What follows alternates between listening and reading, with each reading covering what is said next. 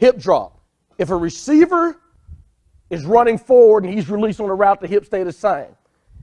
As a receiver is going to make his break, whether it's an out, whether it's a curl, whether it's a comeback, whether it's a dig, as he's sprinting, the hips have to drop.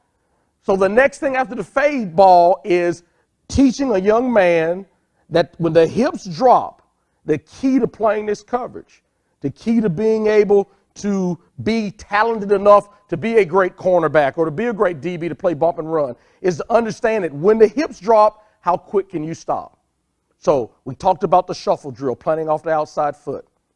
Okay, we talked about the mirror release, motor, mirror, release. You're running with him. You got the fade stop. What's going to happen when the receiver drops the hips down, and is he going to turn inside or out?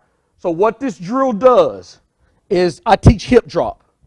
I teach hip drop, and you can see right here, and I teach stutters. So you can see we're working on the hip drops right here. By when the hips drop, you got to slow down with him. At the same time, we're teaching the stutter. So if you get caught in a stutter and go. Now, the last phase of it is finishing it out, and if the hips drop, I want you to be the wide out. You have to be able to sink your hips and turn and plant. And what this does is when you get into your meeting, you show your players, for you to be able to make that break, you got to drop your hips. And we train it, and we train it, and we train it. At the same time, I want these guys always to play wide out. Now, let's look at this. I'm working on the outside of the cone. So if the quarterback's over here, you're working on what happens on a curl. The quarterback's over here, you're throwing an out or a comeback.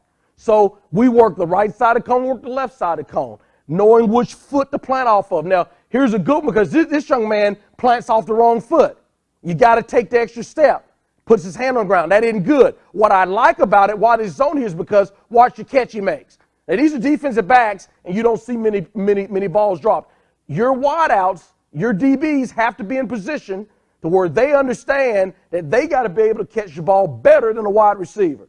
Here we go again. We're on the other side of the cone. Sometimes I'll change it up to where I'll just let them start, and I'm just working on them running a route, a dig route or a comeback route or an out route, depends on what side, but I work on them, and if you see it, the hips do what? The hips drop. So what this does is it'll show our guys, it'll show our players that when the hips drop, we got to be able to drop. We got to be able to stop.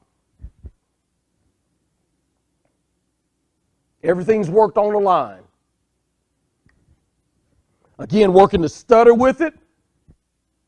A lot of times when you're in bump and run coverage, on the stutter and go route, they're going to always try to get you to stop quick. I tell our guys, if the hips drop and they come back up, get ready to accelerate and play.